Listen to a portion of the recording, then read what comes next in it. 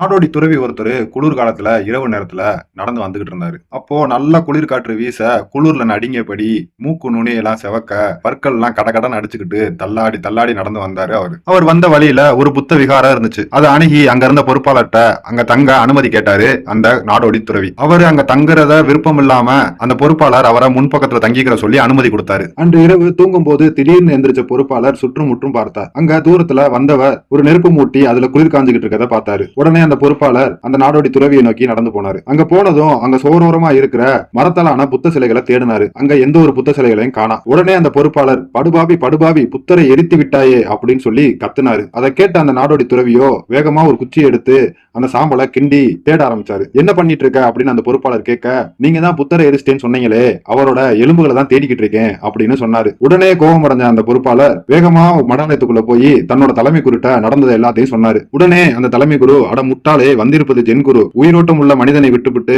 மரக்கட்டையை கட்டி கொண்டு அழிகிறாயே அப்படின்னு சொல்லி அந்த பொறுப்பாளரை திட்டினாரு. மனிதனுக்காக தான் மதமே தவிர மதத்துக்காக மனிதன் இல்ல. மனிதத்தன்மையை இழந்த மதம் யானைக்கு பிடிச்ச மதம் மாதிரி தான்.